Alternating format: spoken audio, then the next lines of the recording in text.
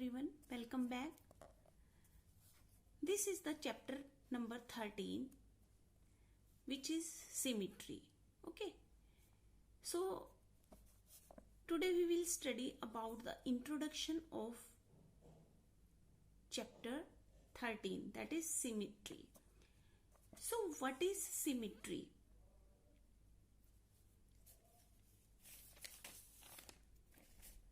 Symmetry होती क्या है?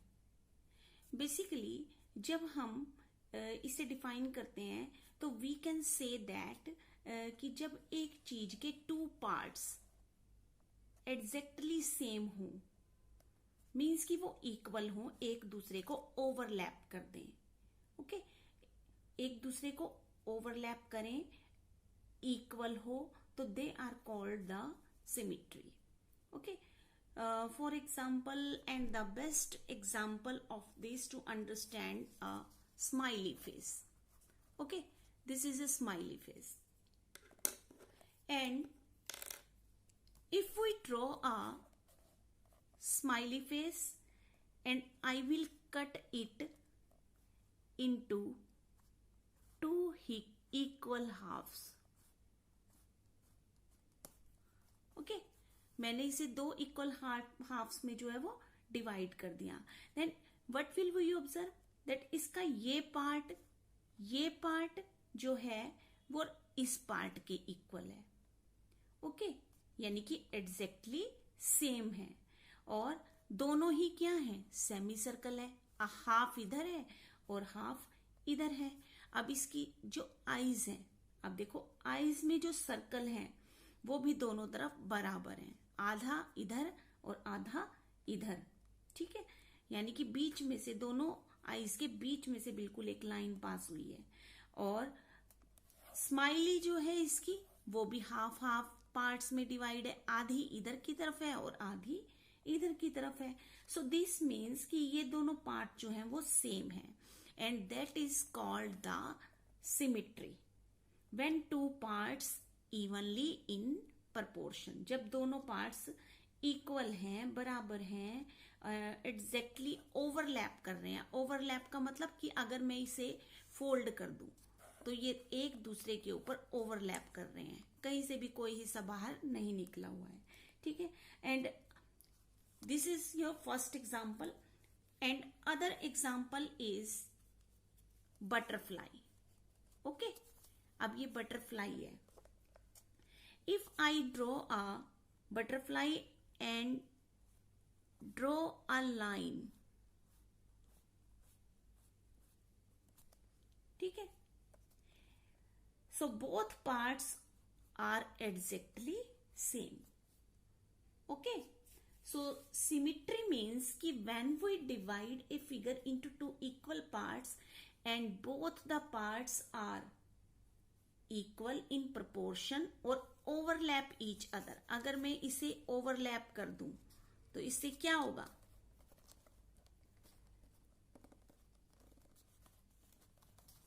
ये पार्ट इसके ऊपर आ गया, ये इसके ऊपर आ गया और ये इसके ऊपर आ गया. तो इट मीन्स ये दोनों इक्वल पार्ट्स में डिवाइड हो गए, और that is called the symmetry. Okay, I hope कि सिमिट्री आपको अच्छी तरीके से समझ आ गई है कि सिमिट्री होती क्या है.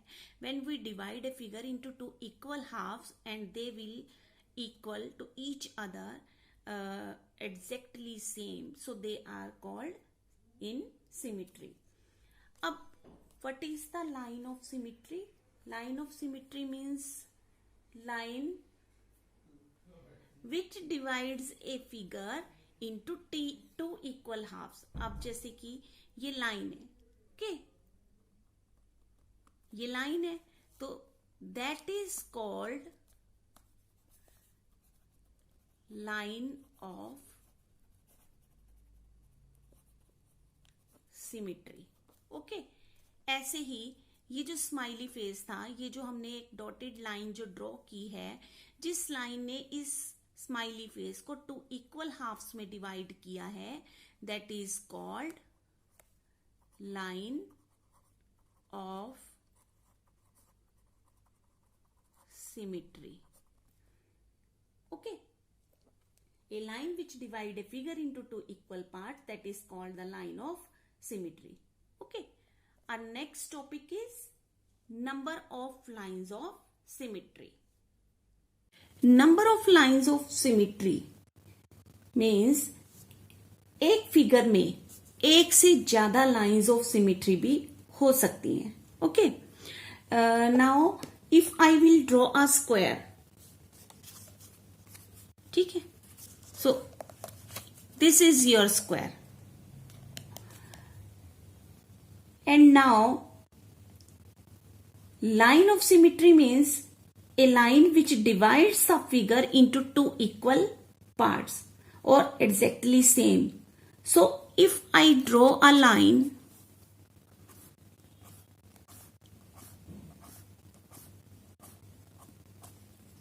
in between them, this is the line of symmetry.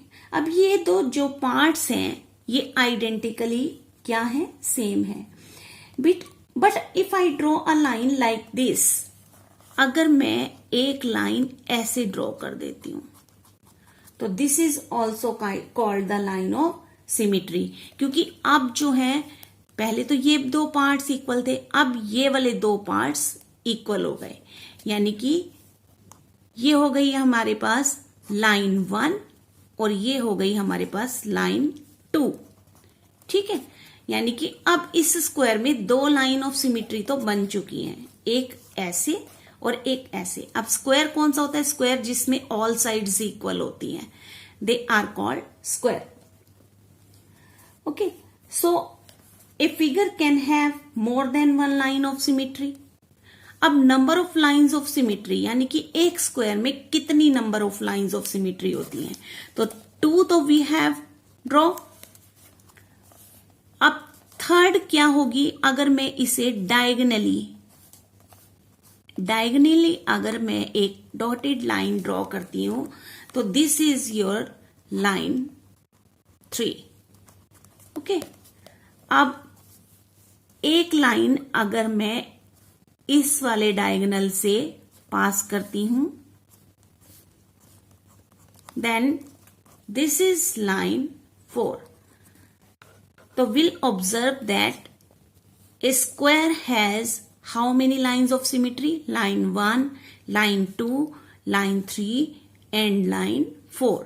अब अगर मैंने ऐसे लाइन ड्रॉ की तो अगर मैं इसको ऐसे फोल्ड करती हूं तो ये इसके इक्वल हो जाएगा, ओवरलैप कर लेगा इसको. अगर मैं ये वाली लाइन ड्रॉ की तो अगर मैं इसको ऐसे फोल्ड करती हूं तो इसको ये ओवरलैप कर लेगा. ओके. ठीक है. और अगर हमने इसे ऐसे एक दूसरे के ऊपर किया तो ये इसको भी ओवरलैप कर लेगा और इसी तरीके से ऐसे. तो that means A square has 4 line of symmetry. तो स्क्वायर में how many lines of symmetry? 4 lines of symmetry. Okay. Second, अगर हम एक रेक्टेंगल लेते हैं, अगर हमने एक रेक्टेंगल लिया. ओके. अब हमें देखना है कि रेक्टेंगल कौन सा होता है? जिसकी अपोजिट साइड्स इक्वल होती हैं, यानी कि ये दो साइड और ये दो साइड. अब इसमें चेक करते हैं कि how many lines of symmetry in a rectangle. तो अब देखो, रेक्टेंगल हैज, एक लाइन तो हम ऐसे ड्रॉ कर देंगे, तो लाइन 1 दैट इज लाइन 1, और एक ऐसे ड्रॉ हो गई तो ये क्या हो गई? लाइन 2. अब रेक्टेंगल की लाइन ऑफ सिमेट्री कितनी होती हैं? रेक्टेंगल की लाइंस ऑफ सिमेट्री 2 होती हैं. अब ये डायगोनल से क्यों रेक्टेंगल जो है डायगोनल से क्यों नहीं होता सिमेट्रिकल? अब हम चेक करते हैं. अब देखो, ये एक रेक्टेंगल है और अगर हमने इसे ऐसे फोल्ड किया तो एक दूसरे को ओवरलैप कर रहा है. अब इसी तरीके से अगर हम इसको ऐसे फोल्ड करते हैं, ऐसे भी ये एक दूसरे को ओवरलैप कर रहा है, ठीक है। लेकिन अगर हम इसे डायगनली से ओवरलैप करें तो देखो अब ये डायगनली जो है ओवरलैप नहीं करता, इसलिए रेक्टेंगल जो है वो डायगनली सिमेट्रिकल नहीं होता। तो रेक्टेंगल की how many lines of symmetry in rectangle, that is 2 lines of symmetry. Okay, अब थर्ड पे अब हमारा रोम्बस देखते हैं। अब रोम्बस जो है, रोम्बस में कितनी लाइंस ऑफ सिमेट्री होंगी, ये हमारा रोम्बस है। ओके, अब रोम्बस को अगर चेक करें तो रोम्बस की साइड्स को चेक करें। अब ये देखो, ये वाली साइड तो इस साइड के इक्वल है और ये वाली साइड इस साइड की इक्वल है, ठीक है। और रोम्बस में रोम्बस कैसे सिमेट्रिकल हो सकता है, एक तो ये हो सकती है रोम्बस की लाइन ऑफ सिमेट्री, ठीक है, और एक हो सकती है ये,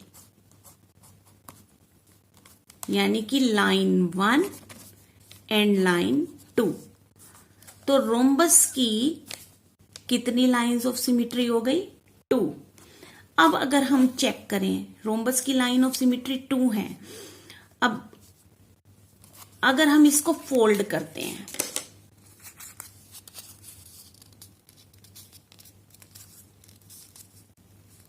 तो ये दोनों पार्ट एक दूसरे के ऊपर ओवरलैप हो गए। और अगर हम इसको ऐसे फोल्ड करते हैं तो ये वाले दोनों ओवरलैप हो गए। लेकिन क्या ये ओवरलैप हो सकते हैं एक दूसरे के ऊपर, तो ये ओवरलैप नहीं हो रहे, ठीक है।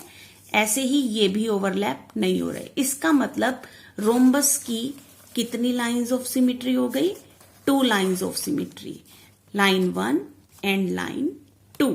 ये जो डॉटेड लाइन होती है ये सिमेट्रिकल लाइन होती है, जो कि फिगर को एक या एक से ज्यादा पार्ट्स में इक्वली डिवाइड कर देती है। ओके,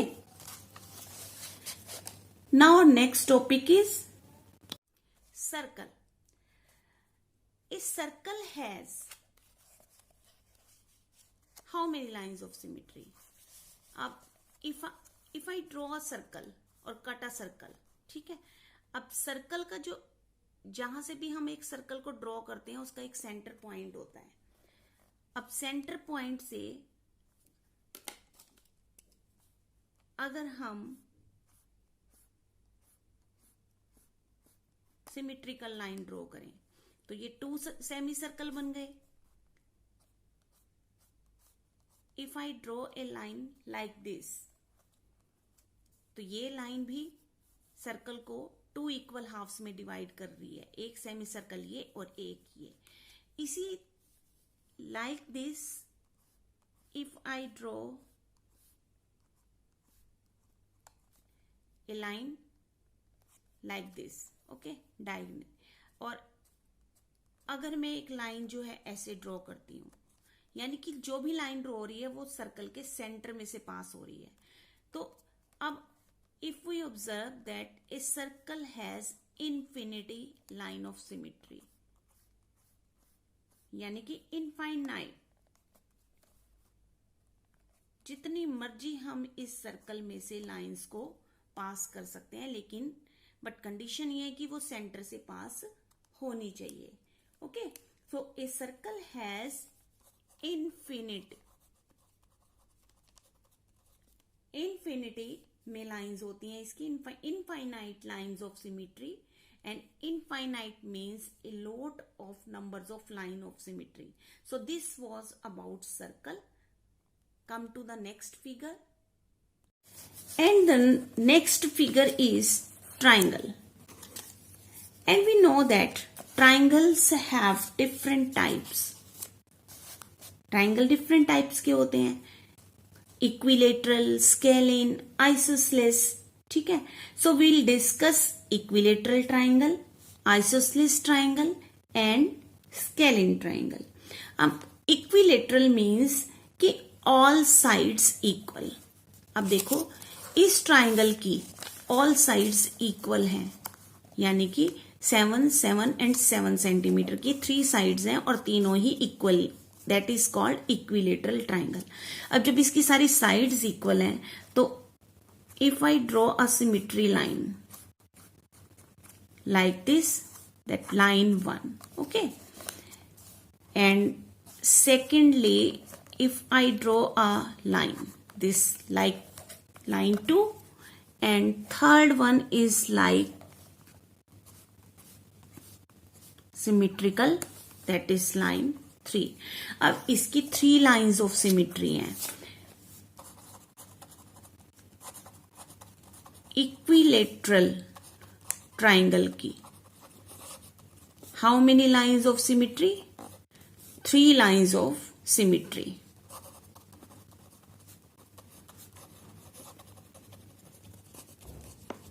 अब 3 लाइन्स ऑफ सिमिट्री हैं इसकी। कैसे हैं? अब देखो, अगर मैं इसे ऐसे फोल्ड करती हूं तो इसका ये कॉर्नर इस कॉर्नर पे और ये एक दूसरे को ओवरलैप कर रहे हैं, ओके। अब अगर मैं इसे ऐसे ना करके अगर मैं इसे ऐसे फोल्ड करती हूं तो अब भी ये ओवरलैप कर रहे हैं, और अगर मैं इसको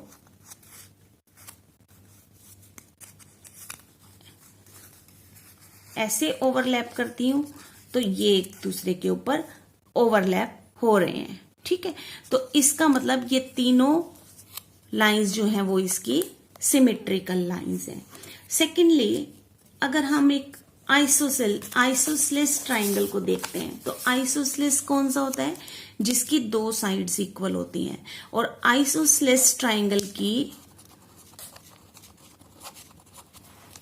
आइसोसेलेस ट्राइंगल में कितनी लाइन्स ऑफ सिमेट्री होती हैं? अब अगर हम इसे देखें तो इसकी लाइन्स ऑफ सिमेट्री जो है इसे कहते हैं लाइन ऑफ सिमेट्री, और इसकी 1 लाइन ऑफ सिमेट्री होती है। कितनी लाइन्स ऑफ सिमेट्री होती हैं? 1। अब कैसे होती है? अब ये देखो, अगर हम इसे ऐसे फोल्ड करते हैं तो ये ओवरलैप कर रहा है, लेकिन अगर हम इस कॉर्नर से इस कॉर्नर पे ओवरलैप करें तो क्या ये ओवरलैप कर रहा है? देखो ये ओवरलैप नहीं कर रहा। इसी तरीके से अगर हम इसे करें तो क्या ये ओवरलैप कर रहा है? ये भी ओवरलैप नहीं कर रहा। तो इसका मतलब आइसोसेलेस ट्राइंगल की लाइन ऑफ सिमेट्री जो होती है वो सिंगल होती है, लाइन ऑफ सिमेट्री, यानी कि 1 लाइन ऑफ सिमेट्री इसकी होती है, ओके।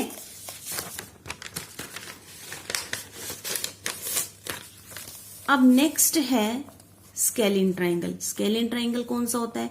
जिसकी ऑल साइड्स डिफरेंट होती हैं, कोई भी साइड इक्वल नहीं होती। तो स्केलिन ट्राइंगल में अगर कोई भी साइड जो है वो इक्वल नहीं है तो इसकी 0 लाइन्स ऑफ सिमेट्री होती हैं, ठीक है।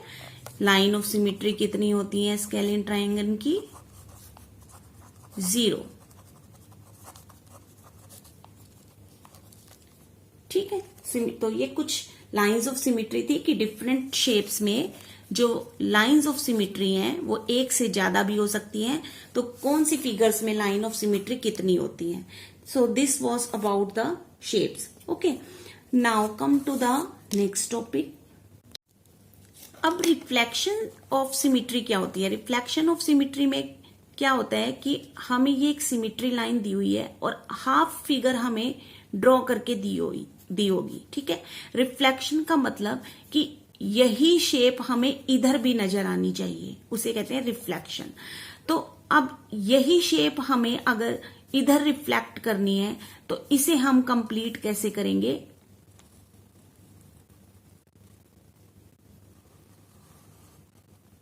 लाइक दिस, ठीक है।